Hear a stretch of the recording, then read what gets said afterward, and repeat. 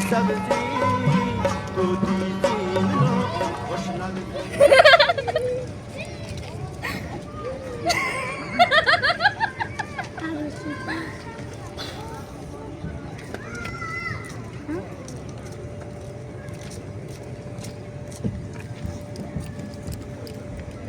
داداش بزرگم درساشو خوبم میخوام بره خودمون بمونه خوب از اونه که وقتی تصمیم به کاری میگیره دیگه شوتی به کارش ادامه میداد.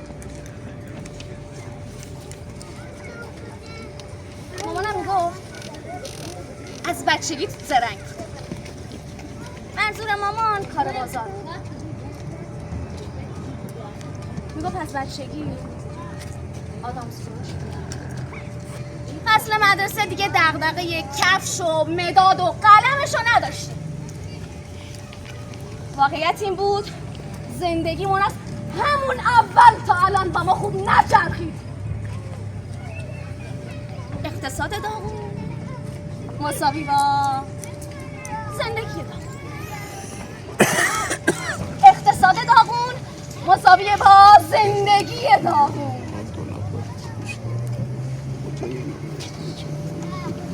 بابام صداش میزد مهندس.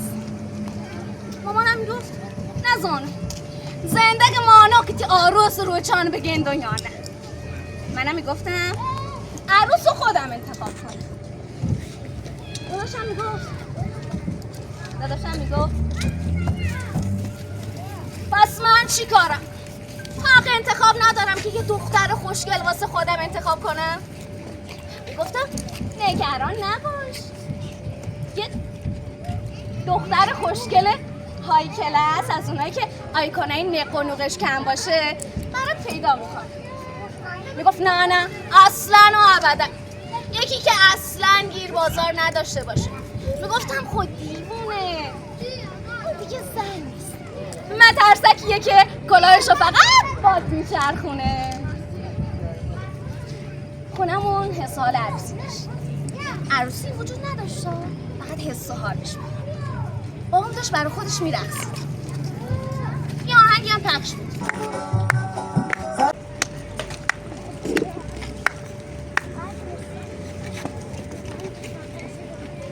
داداشم داشت میخند خوشحال با همون خنده هاش اومد و گفت بگم؟ گفتیم نه خورد تو ذوقش. الهی قربونش برم. گفت پس نمیگم. گفتم جون آبجی بگو دیگه. نمیگم. بابام گفت مهندس بگو تا بخوره تو ذوق اینایی که زدن تو ذوقت. مامانم گفت تو منی چوکه پچی هنچ کتریه که حبر که دماغانت گاتبه حبر که. خیلی آروم با خوشحالی گفت قبول شدم دانشگاه قبول شدم دانشگاه قبول شدم. حالا هوای خونه حس فتح الفتوح داشت.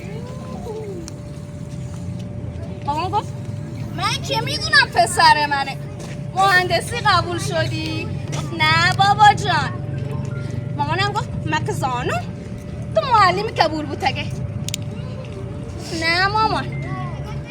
منم با شوخی و خنده گفتم جونه من نکنه زیست شناسی قبول شدی قورباغه دوزیست. بارو گفت یعنی باور نمی کنید با رتبه زیر 100 پزشکی قبول شدم. پزشکی تهران. مامانم جیغ میکشید.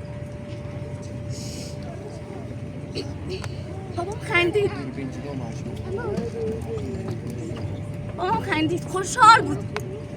اما ما تش نگران رو حس میکردیم.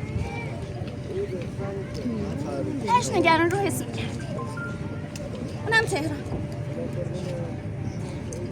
برای زندگی برای خیلی یا سرمایه گذاری ولی برای ماها هزینه داشت. داداشم حس کرد پدر نگرد با خوشحالی گفت ما میتونیم. تهران که فقط جا درس خوندن نیست، جا کارم هست. هم درس میخونم تا فارغ التحصیلی، هم میام واسه این مملکت مثل یه امدادگر خدمت میکنم. حس کردم بابام کم آروم شد.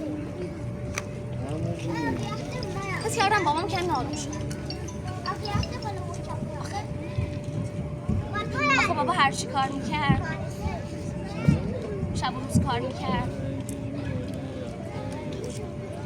پای سفرمون.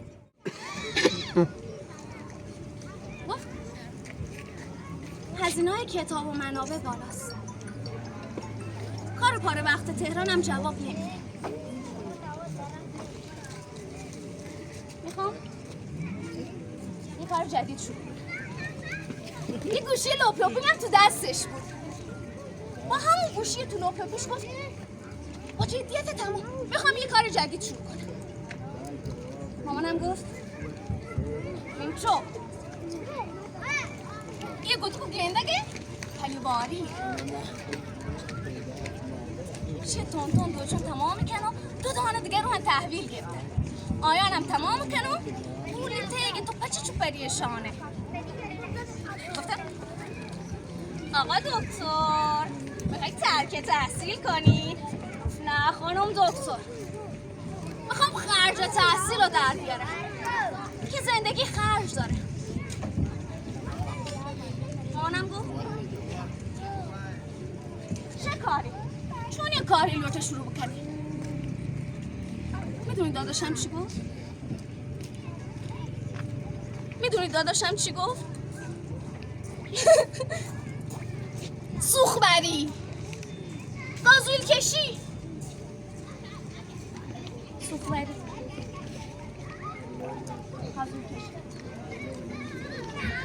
گفتم یه دکتر گازوئیل کش میشه.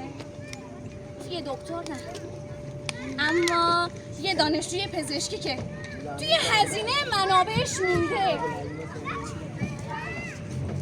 حتی یه گوشی درست حسابی نداره که سرچ بزنه. یه گوشی که بخواد چند تا اپلیکیشن خوب توش نصب کنه. بهتر گازوئیل کشی کنم تا خرج تحصیل در بیاد. اونم گفت مردمانی جواب چیه بده اون که گوشن دکتری گازوئیل کشی بوده. داداشم گفت من نگران حرف مردم نیستم مادر جان، ادامه تحصیل خودمه. دوستم ماشینشو فروخته. ماشینشو فروخته یه نیسان نفتی نو خریده. قبلا با پسرش کار میکرد. میگه که درآمدش خوبه. به یه همراه نیاز داره. منم گفتم که هستم. به هر حال تحصیل دانشگاه یکی یا دو بار ببرم مشکل مالی حله. مامانم گفت تو کدیشی که دیدتر، تو تازه یه تا نفسی تازه نکته تو کدیشی دیدتر. داداشم گفت ندیدمش اما با هم در ارتباط حرفامونو زدیم راحت. هزینه های شما و درس خوندنم در دست چنه تصمیم شد. آخه واقعیت زندگی رو نمیشه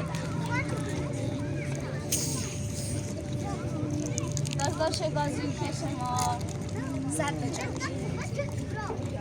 پایان ترمش عالی بود، هم نمراتش هم به قول معروف حساب و کتابش. دیگه مشکل منابع و کتاب درسی نداشت چون مشکل مالی نداشت. دیگه مطمئن بود بعدها متخصص میشه.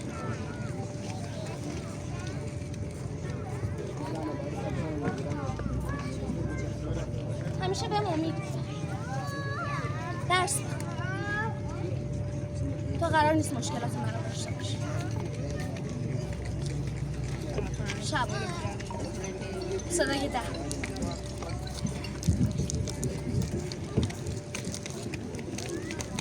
نگاه رو همراهاش بودم.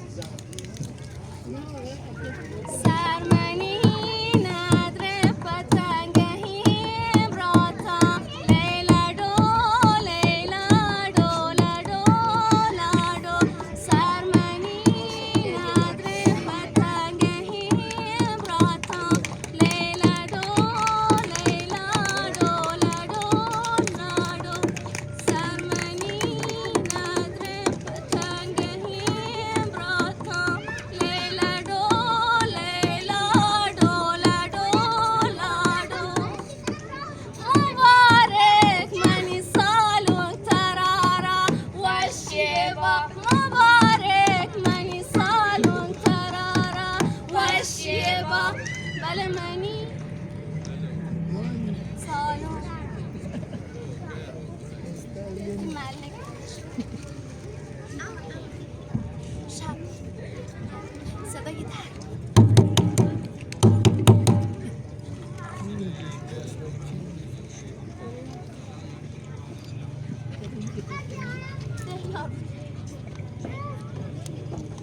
چند نفر دیگه هم همراهش بودن.